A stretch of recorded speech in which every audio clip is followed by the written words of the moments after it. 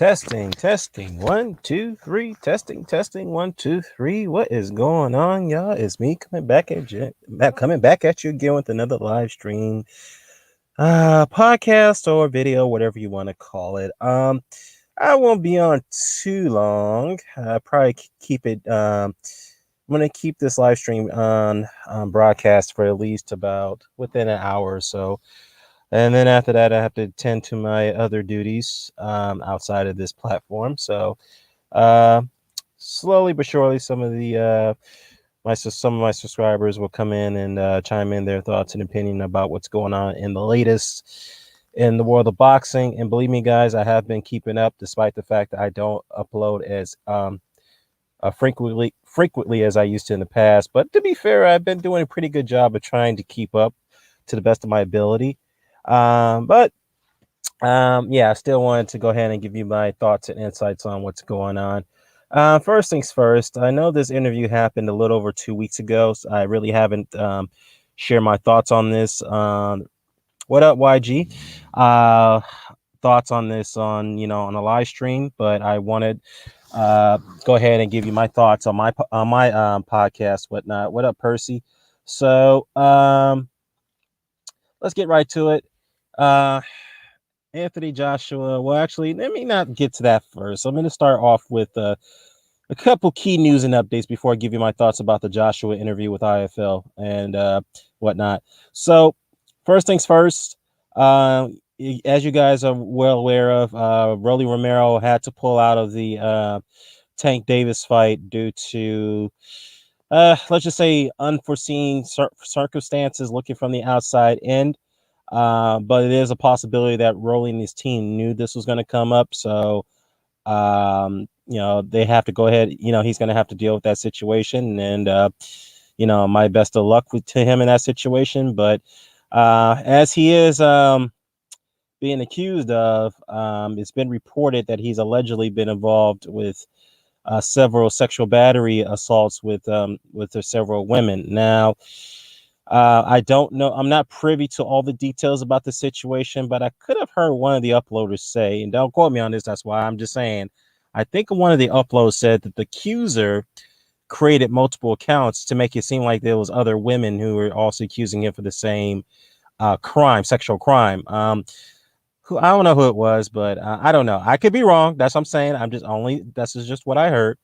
But anyhow, besides the point is that it is a serious situation, and I have every reason to believe that Showtime have gotten involved in this mess. Well, gotten involved and told Rolly and his management team that you guys need to clear this up. We got to pull you off the card. It'd be damaging to keep you on this card against to keep you in the fight against Tank while this is happening. So you need to sort that out. And then if Tank could get past his interim fight, we'll come back to the table later to reschedule the fight. But as far as Tank is concerned, they did find a replacement opponent. Is DAVIS-CRUZ. It's not Isaac as it's spelled out to be. It's pronounced Usyk, for what I was told. Is DAVIS-CRUZ. And he's coming off of his win against his most significant win, and it's against Ray Vargas. Whatnot. What was a 10-round unanimous decision, I believe, or 12-round, or one of the two. It was at lightweight, so you could say that Usyk is a natural lightweight, but he is a very small guy. I think he's a little shorter than Tank. But anyhow, if you get my thoughts on it, I do expect Tank to get the guy out of there, because I expect Usyk to become in extra aggressive, because that is his fighting style, to continuously pressure you.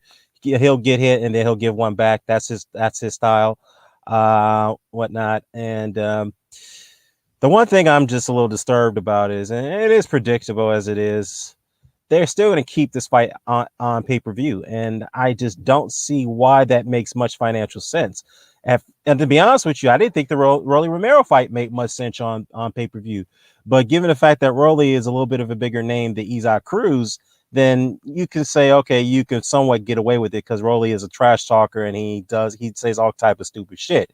Usyk is not that type of guy. He's just obviously he doesn't speak English, but the fact is that I just don't see how I just don't see why Mayweather promotion is so time or persistent to make this a pay-per-view bout. So, uh and I'm actually gone over to some of the comments, some of the commenters are commenting on their on videos or uploaders' displeasure on why this fight is still staying the course to be on paper. Well, Tank's fight staying the course to be on pay-per-view against the replacement Usyk-CRUZ. And I believe it was Fred on Fred's over there barbershop conversation, and some of the guys were not too happy to hear that Fred had showed his displeasure of it, whatnot, and they called him a hater, blah blah blah. Tank is a pay-per-view star. Well, he's not a pay-per-view star. I don't know where you got that from. I mean, a guy who barely can crack 200,000 pay-per-view buys does not make you a pay-per-view star. I don't care what you say. All right. So look, is Tank a pay-per-view star? No, he's not. Can he be? Yeah, he can. But the problem is he's fighting overmatch opposition on pay-per-view, which makes no goddamn sense. Mario Barros, I mean, I'm surprised that he even cracked close to 200,000. But before that, he fought who did he fight? That was a pay-per-view fight before Barrios. Man, who was it? Let me take a look at it. I forgot who it was. I mean, it's like Tank is great, he's a good fighter, great talent, but it's just I don't really like to talk about him that much because he's not showing me I'm not really impressed by him. I'm just being honest. I'm not impressed by Tank Davis. He's got talent, yes, he's got skills, but um I'm just not impressed. I'm just keeping it real. It's just like, to me, it's like kind of like wake me up and let me know what he does something. But look, his best win is against Jose Pedraza, great win. But before that, yeah, Leo Santa Cruz. That was his first pay-per-view bout. All right, that was against Leo Santa Cruz. And after that, he fought Barrios, the second pay-per-view fight. Now he's fighting Usyk-CRUZ, and he's it's for the regular WBA championship, and I'll get to that pretty soon. Yeah, CG Hit Squad. Who are you, man?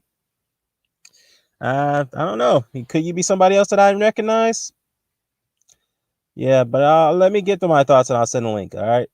So, um, I don't think look, again, I don't understand why this is gonna be pay-per-view. Expect him to not crack no more than maybe this is just a prediction. They're probably gonna crack no more than maybe let's be fair. If they could crack 200,000 buys against a guy like Mario Barrios, who was unknown to the public, especially to the casual public, then maybe they can do so with Usyk-CRUZ. I mean, look, Usyk-CRUZ has a better win on his record than Mario Barrios, and that's against Ray Vargas. So, uh, yeah, we'll see how this plays out. Will I buy the pay-per-view? I'll be honest with you, no, I'm not going to buy it. But I'll definitely keep an eye on the live updates on the fight. So as it rolls around. But anyhow, speaking of pay-per-view, in case people may not have known, um, let's see. As you guys may know, the Zone is now going to enter the pay-per-view market. That's right. I'm going to repeat myself. The Zone has entered the pay-per-view market. In fact, let me put that down on one of my banners. I forgot to do that. So let me do that real quickly. The Zone. Da, da, da, da.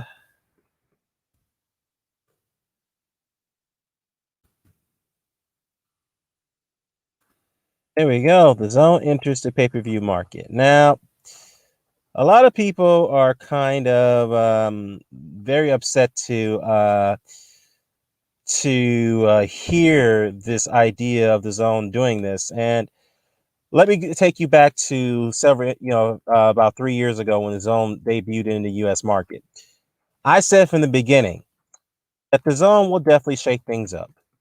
They will. All right. They're entering a market against the traditional broadcasting companies such as ESPN.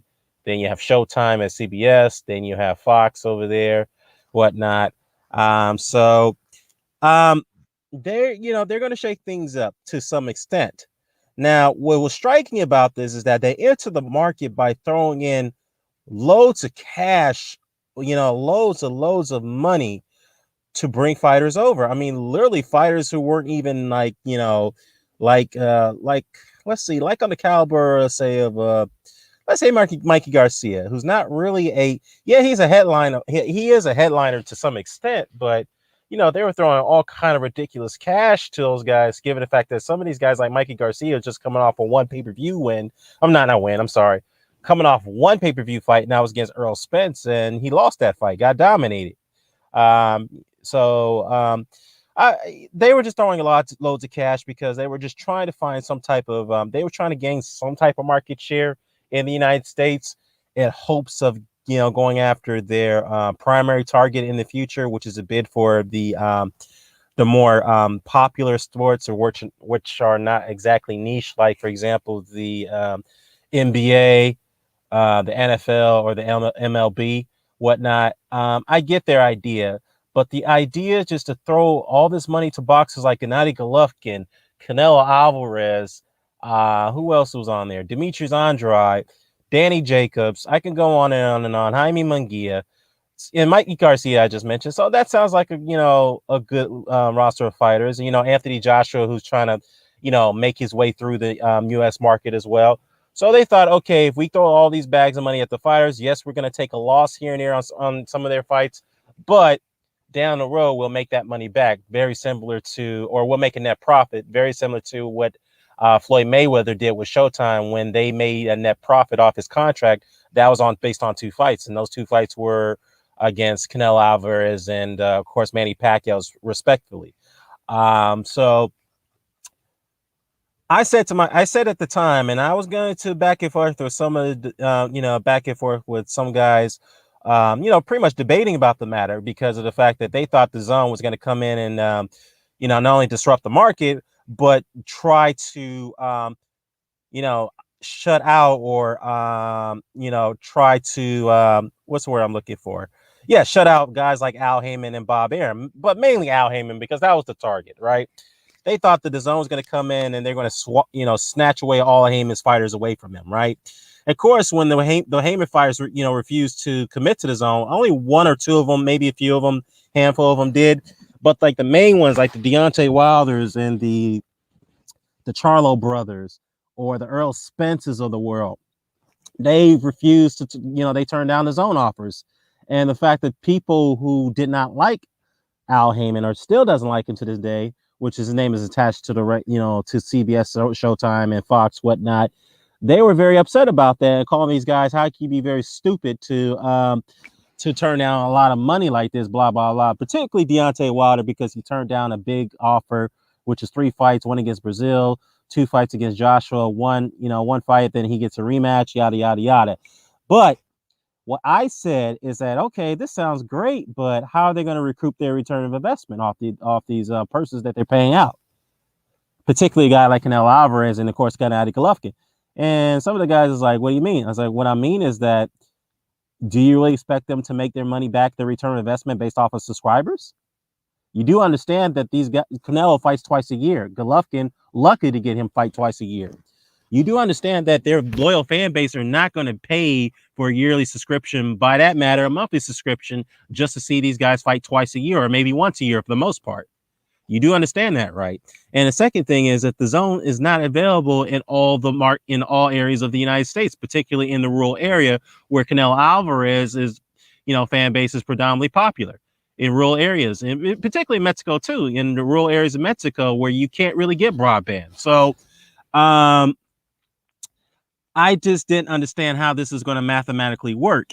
And I said from the beginning is that, look, if the zone's going to recoup the money that they're paying these fighters, then they're going to have to introduce a pay-per-view model. That's the only way they're going to get their money back.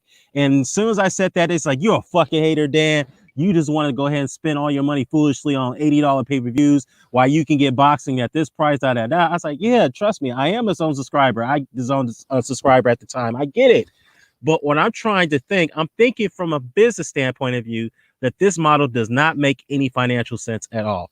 I just can't understand how you're going to shell out hundreds of millions of dollars of purses and expect to get that money back in a short time span based off subscriber counts. You do understand that there's a turnover rate when it comes to subscriber counts, right? These fighters, right? Canelo Alvarez particularly, and Gennady Golovkin to some extent.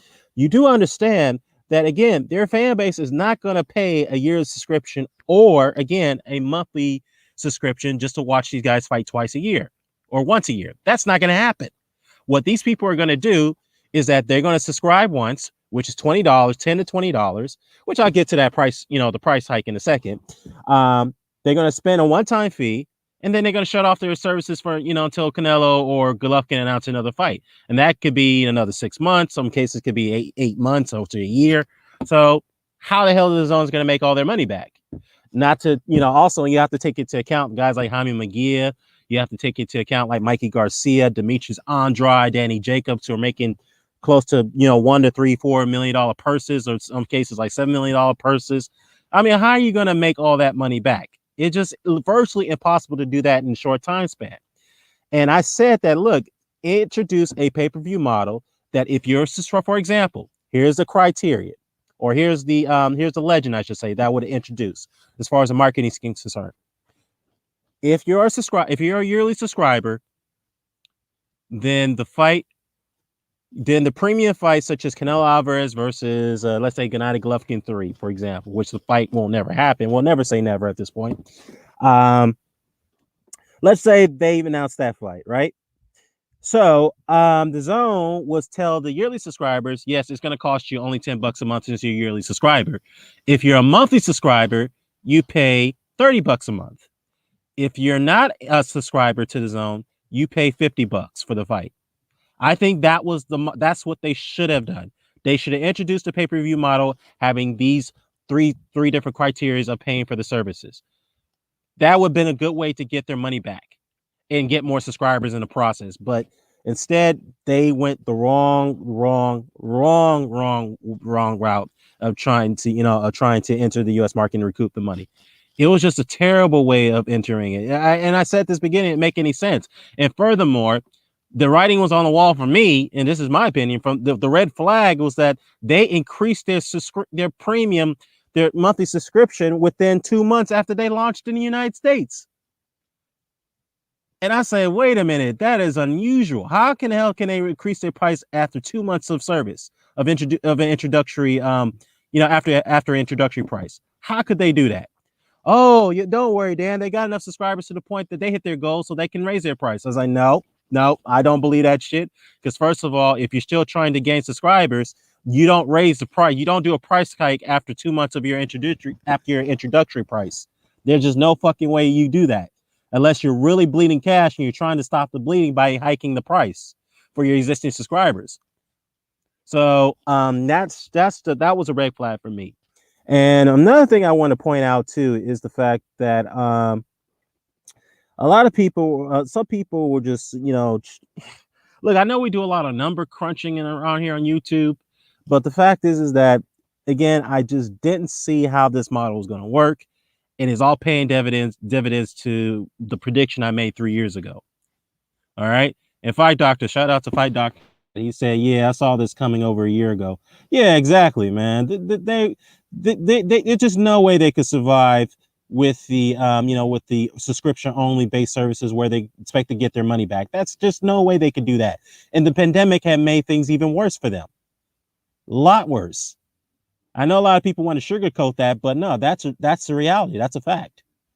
So, and the pay-per-view, their first pay-per-view fight they're going to introduce is Gennady Golovkin versus Renato Murata.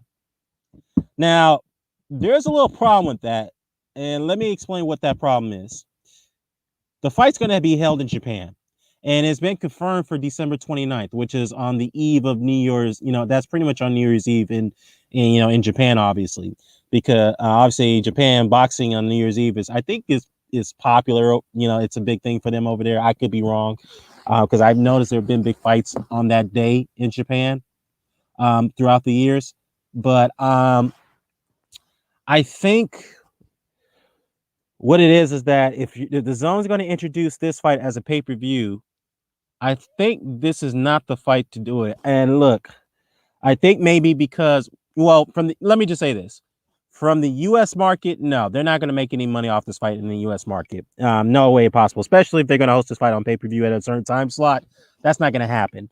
But if they hosted in Japan, where Murata is extremely popular, then yeah, and the zone does have rights in Japan. They do have a market over there, so they can make their money off that fight somehow, some way in that region. But the United States, not going to happen.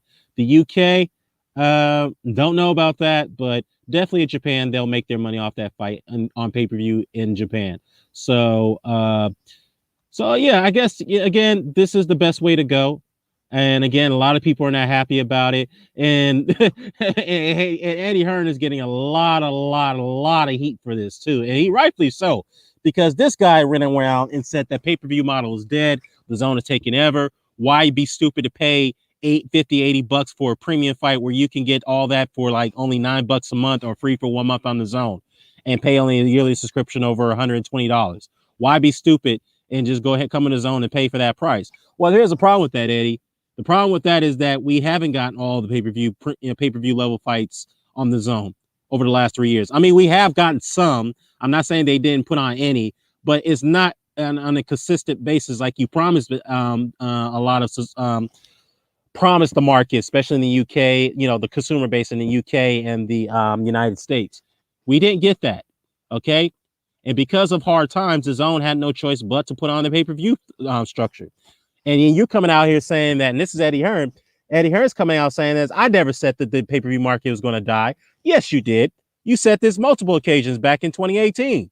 You said this in 2019 as well, Eddie. The interviews are up. They're up on IFL. They're up on Beyond the Gloves. They're up on Fight Hype. And they're up on Seconds Out. They're up on Fight Hub. The interviews are there. You can't sit there and say you never said that. You did, Eddie. You did say the pay-per-view model is dead. Then all of a sudden, people are looking at this as some type of bait and switch where the UK market is not happy about this, because the whole reason of them subscribing to the zone is because they want to get away from the pay-per-view market that was assessed by Sky and BT. By the way, the zone purchased BT Sport. I'll get into that in a second. So, yeah. And I think that's another reason why they had to enter the pay-per-view market, because they're spending all this cash making all these acquisitions, particularly BT Sport, where they have access to the Premier League and such. And they need to recoup that money by by putting out other other money-making models such as pay-per-view. So Eddie Hearn definitely needs to get flack for this. He is definitely being a hypocrite here. And like I said, though, I saw the writing on the wall when they increased the entry, the subscription price from the entry price within 2 months after they launched. In fact, I think they did it 1 month after they launched in the UK, or maybe I could be wrong. Was it 2 months, 3 months? They increased their premiums from £199 to the £199 to what, £799, and now the UK market is pissed off now that the pay-per-view is being introduced. And I think part of that too is to lure Anthony Joshua over to the zone. I think that's part of the reason why they did it. And yeah, you got to pay the man. I mean, you can't continue to pay him $20+ million per fight and not get your money back. That's not, you got to pay, you got to make that money back. And Dillian White too, obviously. He is a pay-per-view draw, so he definitely wants to make his upside. So yeah, man. Is, again, some guys are looking at this like this is a bait and switch. I heard Boxing Beats and Ron's video on this, and he said that, yeah, this is a bait and switch. I mean, he may have a bit of a point, but you guys should have saw this coming. You should have saw this coming well over 2 years ago or 3 years ago when I said that this was going to happen. I just could not see how they were going to make their money off a subscription-based only service. That was not going to happen. All right. I'm not trying to gloat as if I'm happy that they put themselves in this situation. I think this is the right thing for them to do. They should have did this a long time ago. Now, if they do introduce a pay-per-view price based off tiers, as I mentioned, if you're a yearly subscriber, you pay only $10 a month for the pay-per-view fight. I'm not $10 a month. I'm sorry, $10 for the pay-per-view fight. If you're a monthly subscriber, you pay let's say $30 or $20 for the fight. If you're a If you're not a subscriber, if you're not a subscriber, you pay $50 for the fight. If they introduce those price tiers, then the zone probably listening to my advice. They're probably listening to this, to what I have to say about this. So I'll be flattered, to be honest with you, if that's what they're going to do. Anyhow, speaking of that, BT Sport. BT Sport has been acquired by the zone. Actually, the acquisition will go into effect. And part of that deal will be the Premier League. And some people are wondering, what does that mean for Frank Warren? In fact, let me see if I can bring up that article real quickly.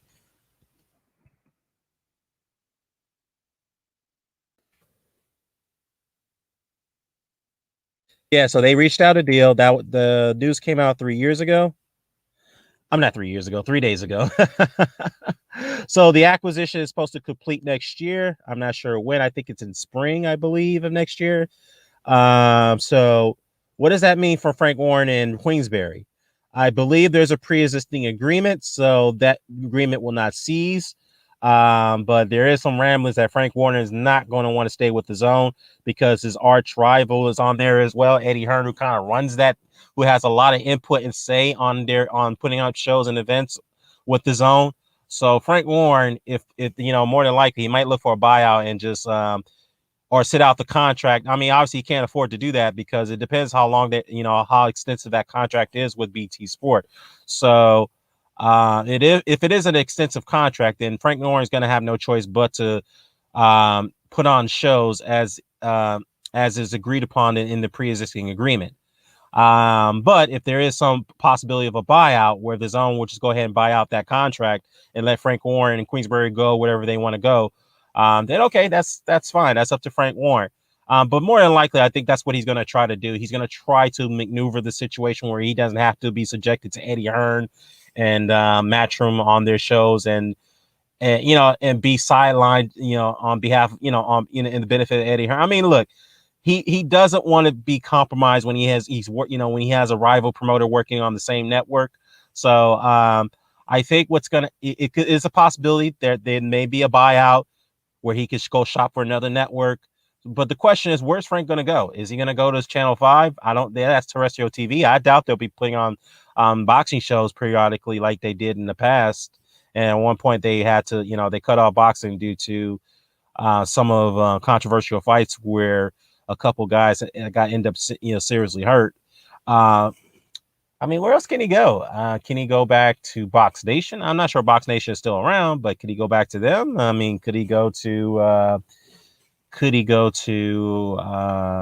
Sky Sports? I mean, I'm not sure Sky Sports has a exclusive agreement with Boxer.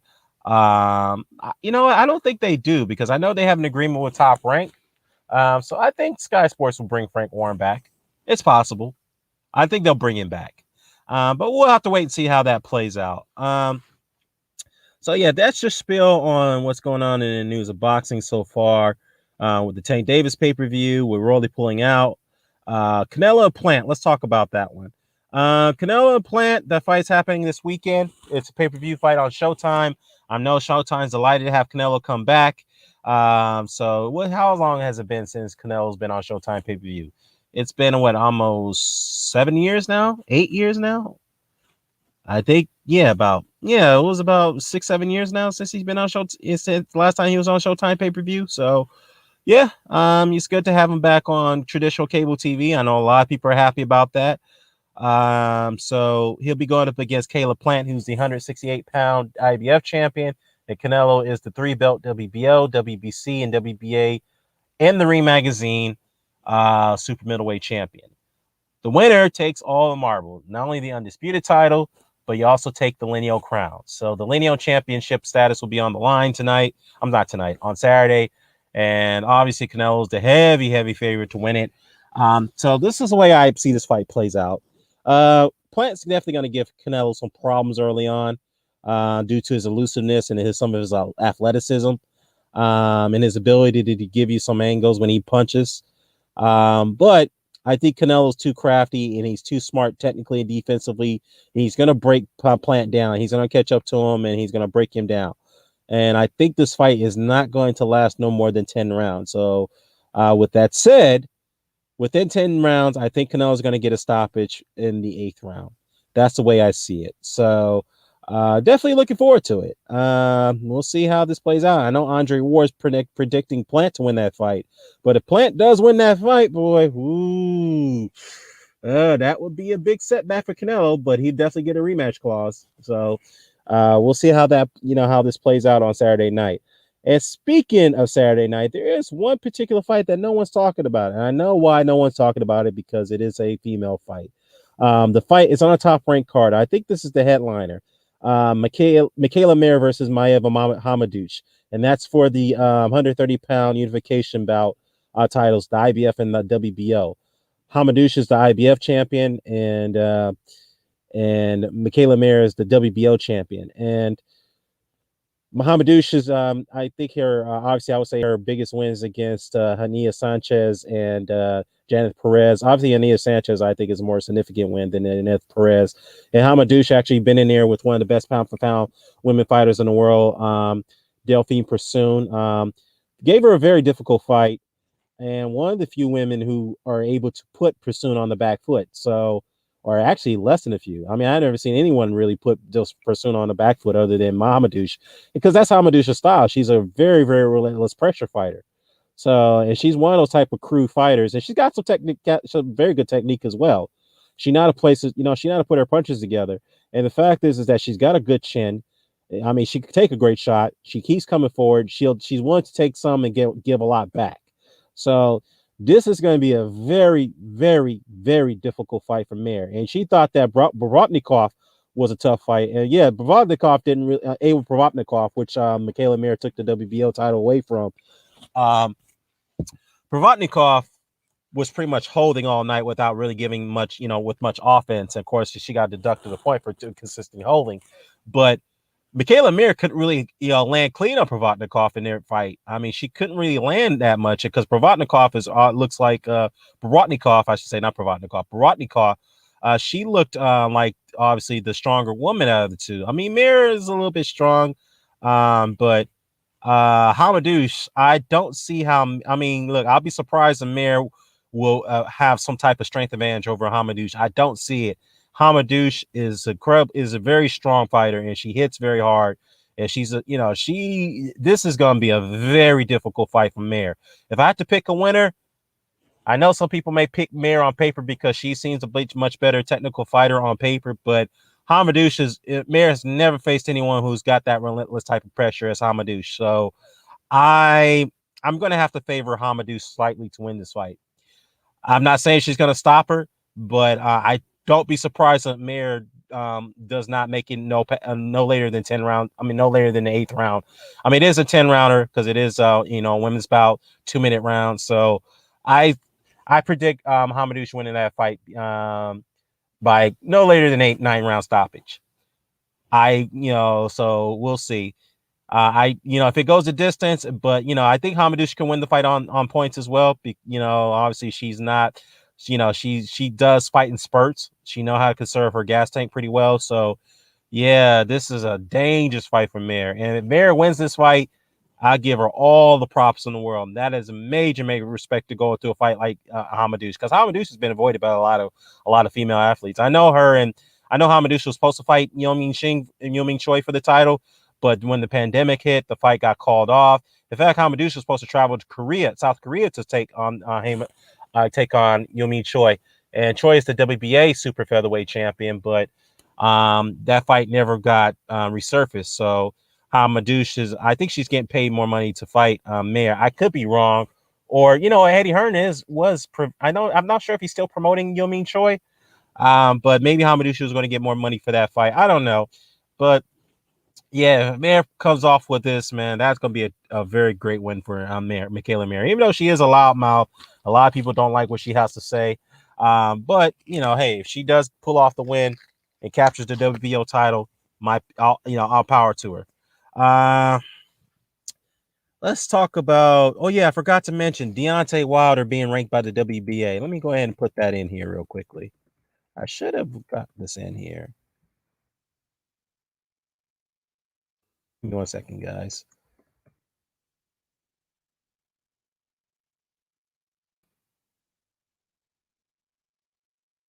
All right, so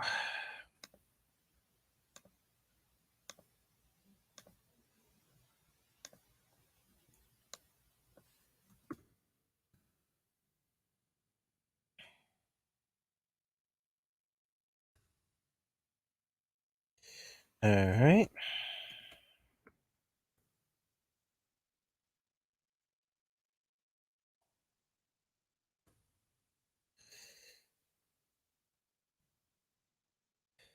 All right. So Deontay Wilder versus Trevor Bryan for the WBA regular title. I've heard some ramblings about this. There's speculation that this fight could go down next year after Wilder's medical suspension is lifted. I think that is going to be lifted, and I would say it is a 6-month suspension, so roughly around late March or early July. I'm not early July, early April. So, um, will they what do I think about this potential matchup? It would be for the WBA regular heavyweight title. I think it would be a decent matchup for Deontay Wilder. I'm not mad at that at all because I think yes, Trevor Bryan is a pretty good. He's a decent fighter. He's got some decent technique, but I don't think he will give Wilder much resistance at all. I just don't think it because Bryan is pretty slow. Yeah, he's got good hand coordination again, but he's got slow feet and his defense is not the greatest in the world. So I know he put down, he knocked out Severn in his latest fight, but there was in that fight he was taking some good shots from Severn. So um, I think it will be a good comeback fight for Deontay Wilder. It'll be a good confidence rebuilder to get him back into the title mix and prove to everyone that he could come back from 2 devastating losses and show everyone that he still got the goods. So I think this would definitely be a good comeback fight for him again, and it is for the WBA regular title. What do I think about the WBA regular title? I'll be consistent. I do not count that title as a legitimate world title, even though on paper it is to some observers. Um, but the only thing I would say is that this title is not really recognized by any other sanctioning body unless you're in the stature of a guy like Deontay Wilder. If you, let's say hypothetically, you do win the title, and then you decide to fight, let's say Dillian White was the WBC champion. I'm just giving you a hypothetical. If Dillian White is the WBC champion and Deontay Wilder wants to fight him, by the way, Wilder is ranked #1 by the WBC, and he's ranked #6 or #5, I believe, by the WBA.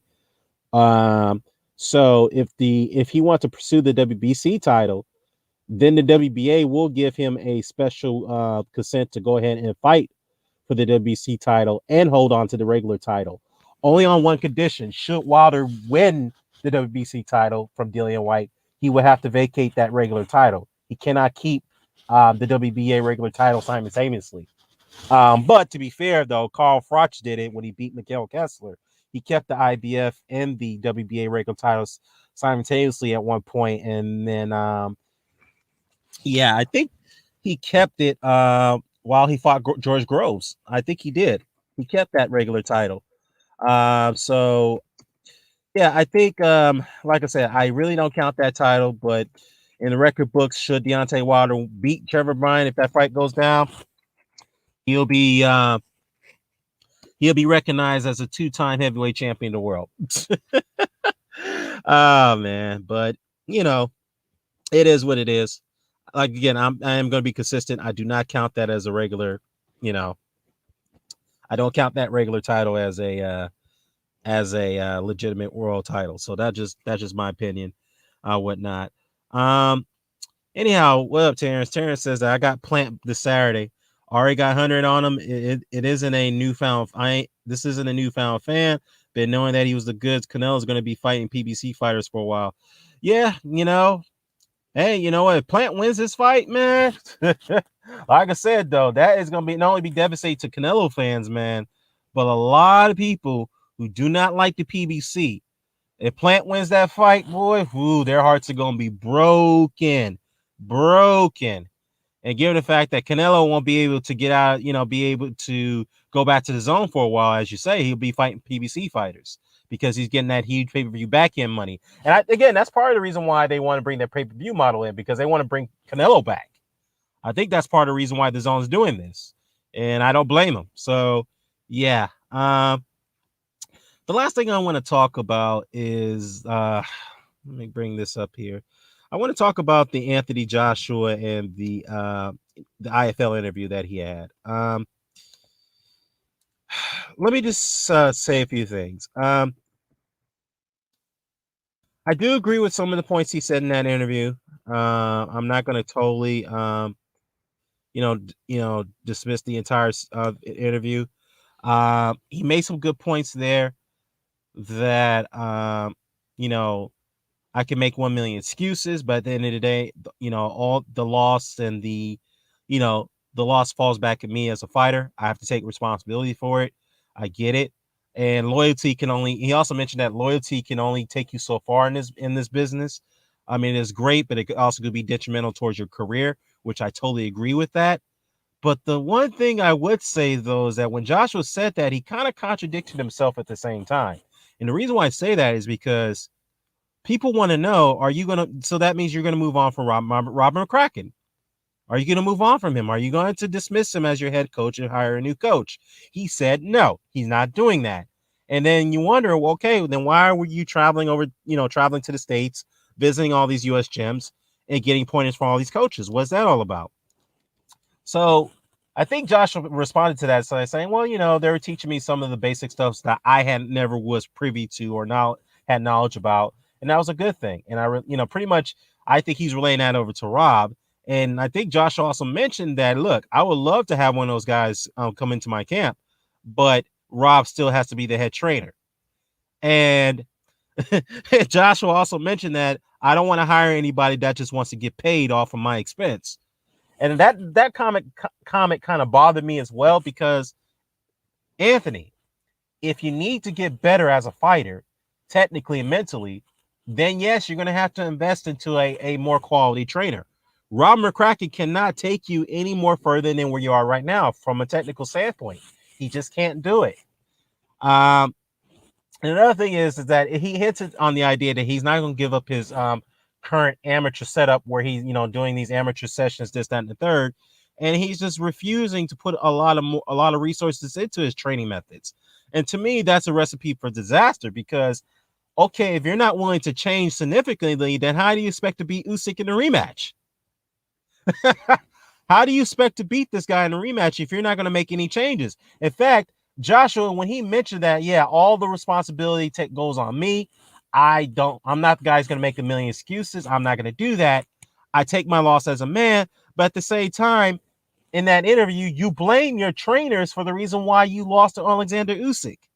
Do they deserve some of the blame? Absolutely. But at the end of the day, you as a fighter should take a conscious decision when you're in that ring, taking punches in the head and you're giving some back. If you're losing the fight consciously you're losing that fight, you should go in there and take matters to your own hands. Don't wait for your trainers to tell you what to do. You need to go take matters to your own hands. And a part of the reason why he wouldn't do that is because, as Joshua admitted in the interview, he said this, and I've said this many times, he does not want to get hit. He's very worried about getting hit. He said, look, I don't want to be in there taking a lot of punches in my head, knowing that I'm losing a lot of brain cells. That I may be losing a vision in one of my eyes, end up not talking at all. He doesn't want to go through that. And that's what's lingering in his mind in the fights. He's thinking about that. So I just don't understand, why are you going to make all these you kind of throwing your team under the bus, but at the same time, you will not fire them. What Joshua would said is that they need to sort this out. All three of them, Angel Fernandez, Joby Clayton, and Robin McCracken, they need to sort this out.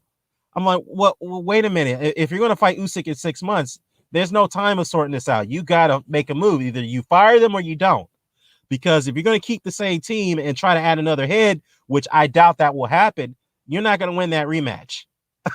I'm sorry, but I don't think that's going to make much of a difference anyway, because I think Usyk is far, far, far superior than Joshua when it comes to boxing IQ and skill set. Far more superior. So I just think it's a terrible mistake for him to go into this rematch right now. That to me shows that he's not mentally ready for that fight.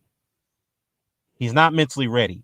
Can he make some adjustments in time for the rematch? I'm sure he can, but I think it's going to be subtle adjustments. I just don't think it's going to be enough. I think Joshua is mentally complacent right now. I don't think he's in the right state of mind. I think he just said out loud what he's been thinking this whole time. He said, fuck it. Stop trying to be too nice. Stop trying to be too courteous. I'm going to say what I want to say. He even took a little shot at Eddie Hearn, too. I mean, I don't say it was a disrespectful shot, but he just said, hey, look, I appreciate Eddie for what he does for me as far as, keeping my name out there and promoting me. I appreciate him for that. But what I don't, pretty much this is what he said. I'm just summing up what he said. What I don't like is that Eddie's pretty much misconstruing what's going on in the camp. He doesn't really know what's going on. So I suggest that he, if you need information, then talk to me about it. I think that's what he was saying for the most part. But yeah, I just got him, throwing out all these these subliminal messages. And to be fair, Anthony Joshua's always done that. He spoke subliminally more so in his interview, which many people perceived it to be bizarre, throwing up the middle fingers before the interview, for a avatar screenshot. I mean, he's saying he's like, fuck being nice, fuck be losing all the time. It's about me going back to what I used to be. I didn't look up to any athletes in my life. I looked up to the hustlers, the Nicky Barnes, the Rafer Almonds, the Big Meaches, the Jeff Ports, all these guys. I mean, oh man, what do I have to say about that? Look, some of these athletes, like these West Coast rappers that I grew up listening to, like the Snoop Dogg's and the the Eazy-E's, the Dr. Dre's, the Tupacs, you name it. I get it. I mean, even some of the East Coast rappers like the new Wu-Tang Clan, KRS-One, I mean, yada yada yada, and MC Sham, all those guys. But look, I get some of these guys, celebrities are influenced by the street life. I get it. But what Joshua said is that he was influenced by the most notorious crime lords in the American, United States history. Big Meech ran a big operation over in Detroit. By the way, BMF is about his story. Check it out on Stars, produced by 50 Cent. Then you have Nicky Barnes, who ran a operation in Harlem. I think he did it before Frank Lewis took over. I don't know. I could be wrong. Then you have Rafer Almond, who ran a big cocaine distribution operation over there in DC. Okay, these guys murdered lots of people and flooded a lot of drugs in their community just for profit and power. That's what they did. And Joshua looked up to these guys. I'm not sure if he watched these guys while growing up. I don't know, because these guys were running shit way before Joshua was ever born. I don't know, man. I don't know. He did say Jeff Ford. Okay, yeah, Jeff Ford. You're right. Not Jeff Ford. It's Jeff Ford. Jeff Forte. I don't know, man.